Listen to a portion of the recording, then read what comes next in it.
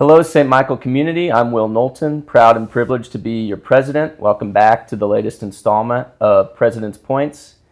This time, we're filming in the last week of school, the finals week, and our students are finishing up. Many of them are done, but really excited to have an athletic-themed discussion today. We had an unprecedented fall season in sports with tons of success, and I'm excited to talk about that. I brought a sheet. I couldn't hope to memorize all the successes. We've had softball, had a record number of wins this year. Girls tennis sent our doubles team of Morgan Hillbrick and Lord Adamchek to the state tournament. Girls golf went to the Class 3 state tournament and finished second overall. Girls cross country went to the Class 3 state meet.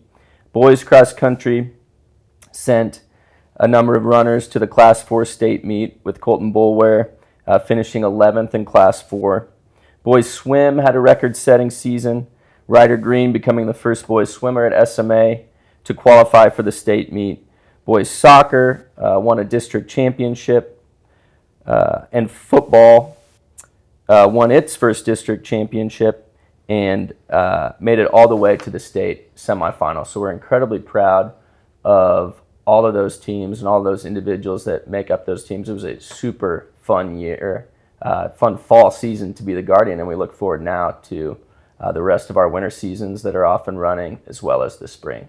But perhaps the most exciting thing that happened this fall in sports was volleyball winning a Class 4 state championship, its first championship as a volleyball team. I'm here today, thrilled, if you don't know her, to introduce you to Grace Lowry, who does a great job of representing the volleyball team. So Grace, welcome in. Well, thanks for having me. Yeah, it's good to talk to you today. You too. So, wow, what a fall year. We'll get to that. Yeah. It was awesome watching you girls this year, especially the run through the playoffs. But let's back up a little bit and just tell everybody a little bit about who you are and what brought you to SMA in the first place. So I'm a senior here. I went to public school and middle school. I just wanted like a smaller community, like family community type. So I decided to come shadow here at St. Michael's, and I really liked it. So I decided to come here. I'm a part of Ambassador. I'm an NHS member, and I'm also the community captain for the JP2 community. That's great. So is it safe to say you're glad you chose to come to SMA? Yes, I'm very glad I am. Yeah. What do you think is most special about this school? What distinguishes it from others? I just think the close-knit community, the family type, like everyone knows everyone, and just like, of course, like putting God before everything and having that be like the center of our school is very important. You have a lot of leadership positions here, but we were just talking a little bit about the Peer Mentor program. Tell us a little bit about your experience with Peer Mentors in the SMILE program. I really enjoyed it. I did it last year too, so coming back a second year, it's just a good time to like talk to people that you normally wouldn't be able to talk to and build those relationships with people that need more help more than others, and just kind of humbling yourself and like putting yourself as a servant leader instead of taking everything in a relationship. That's great. That's great. We were talking a little bit before this started. Your plan is to study Biomedical engineering. Okay, I wanted to say microbiology. Biomedical engineering. What led you to decide to take that path? I always wanted to be part of the health field, but I don't really enjoy the blood and all the gnarly stuff. So just being able to be part of the health field and help people, but also keeping up with my math. I'm really good at math, so being able to do both kind of led me to it. That's great. That's great.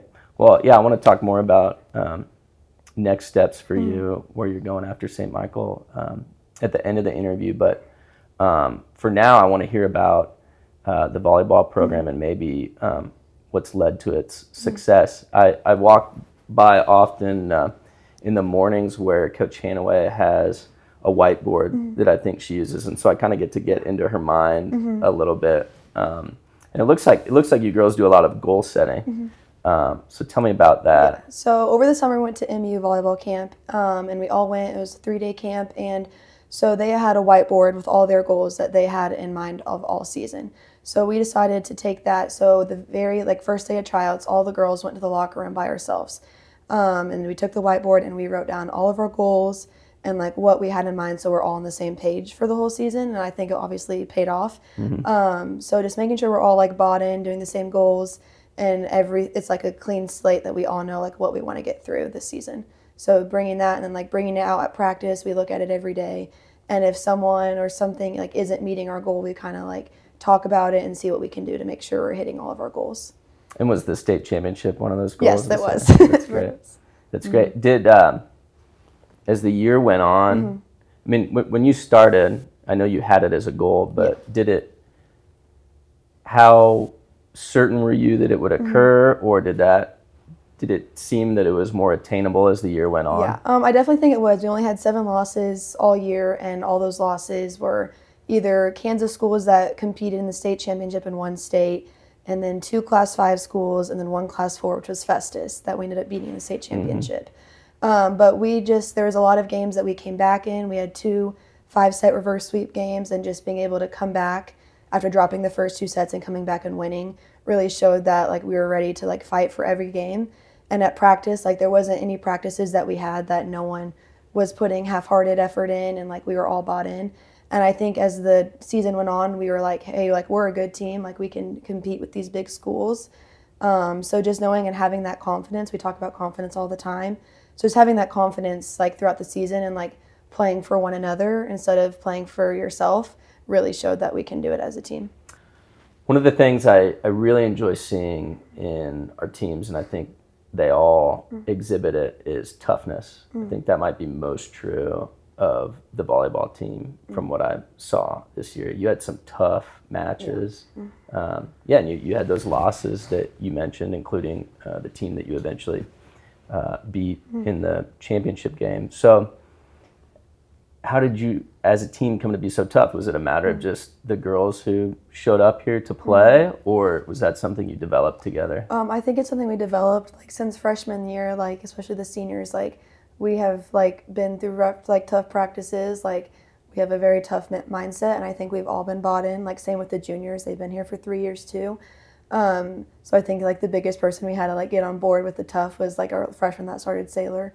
But I think just like everyone was bought in. Like we all know like volleyball is a tough, like very mental game, because the other team wins if you make the mistake, and that's one of the only sports that really does like every touch really is important.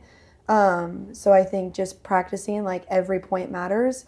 Like you're gonna drop a few points, but as long as you bounce back and you're tough and you know that then like have a next point mentality really is the ultimate testament of like how we play as a team. You had a particularly difficult task. You know, you talk about it being a mental game, a tough mental challenge, and that your state championship game didn't start until like after 10 o'clock at night. Yeah, it was weird. I put my kids to bed and left for St. Joe like after 8 o'clock to go see it, and then still waited around. So what was going through your minds, and how did you girls handle that unique challenge of waiting around for hours and hours? So we had like all day to kill. So we went bowling, we went to eat, we went to Starbucks and kind of just took over the Starbucks. And then we got there at like 4 o'clock thinking we were only going to have to kill 3 hours before we started getting ready. And then we didn't have our phones. Like we took our phones before we went in there. So we stayed locked in, and we started to realize like this is the 2 o'clock match and it's 4:30. So we realized we were going to have like about 6 hours to just sit around and kill. So a lot of music in the locker rooms, a lot of just talking about the game, but then also like making sure we're not like fixating and overthinking everything, and just saying like we've worked this far, like we made it this far, worked this hard to make it here, and a few more hours isn't gonna like hurt us. It was very hard to like stay locked in, like the amount of times we walked out onto the court, like outside watching the game, and realized they were going to another set. We just went back in the locker room, listened to some more music. We had a lot of like visualization in the locker room. We all like just talked about like playing for each other, like a lot of like open conversations that we had before the game to like continue building our trust and like knowing that we're there for one another, like on and off the court. Awesome. That was so fun. Yeah, I was yawning before the game started, but not during and not after. Yeah. So until the late drive like home. We had no idea like what time. We knew it was late, but we did not realize we were playing at 12:30 at all. So it was pretty fun. Congratulations again. It was great seeing you all hoist that trophy. Thank you. So what what lessons do you think you've learned from being a volleyball player at St. Michael? And then maybe what have you learned elsewhere at St. Michael that you were able to bring to the volleyball court? I think just like bouncing back from mistakes, like it's going to be a roller coaster. Like my junior year, we had a really tough loss in districts, but just knowing that we can bounce back and like fight for one another. And I think just like building trust and relationships is so important, like on and off the court. I think this year you could really tell we were all best friends off the court too. Like it wasn't just an on-court relationship.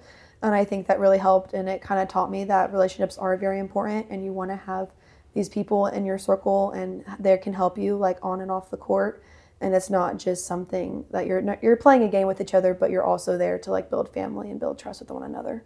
That's great. So you've touched on it in different ways, but what do you think the main ways are that you've grown as a student here? I think I'm a lot more confident as a person. Every Monday we had Mental Health Monday for about 10-15 minutes where we talked about confidence a lot, because that's something like my junior year, like our whole team really struggled with like confidence and like playing with like, yeah, you're the good one out there, like you deserve to be out there. And I think that's like helped me in the classroom too, like confident, like yes, I'm a good student, like I might be struggling in a unit or something, but I'm still a confident person and I know like how to study, like I know how to get through this. So I think just my confidence through everything has really grown. Great. Okay, so you're gonna keep playing volleyball. Tell us where you're headed and tell us a little bit about that. So I'm going to Stevenson Volleyball. It's in Maryland. It's right outside Baltimore in Annapolis. It's D3, but I'm going to go major in biomedical engineering. And I'm super excited. It's a good next level. It's pretty far, but I'm really excited. That's great. You've got one semester left. Yeah. What will you miss most? Definitely like seeing everyone in the hallways. Like I feel like my grades gotten pretty close over the years, and just being able to see everyone all the time. But I'm excited for the next steps, and I just hope we all live our next semester to the best that we can. That's great. And what would your advice be to the young freshman or maybe the 8th grader coming in here next year? Everyone says it, but like it really does fly by. Like I really can't believe I have one semester left. And just be nice to everyone. Like you don't need to like find your friend group immediately, and just staying confident in yourself and knowing that you made the right decision, like coming here, and just finding your people and doing all the activities that you can, because that's the best way to do it here. Wonderful. Well, Grace, it's great talking to you. Yes, you too. Yeah, thanks. Thank you. Yeah. Have a great Christmas. You too. Merry Christmas to everybody. It's a great joy to be able to lead this school, and you, the community, are what makes it special. So thanks to you all. God bless you.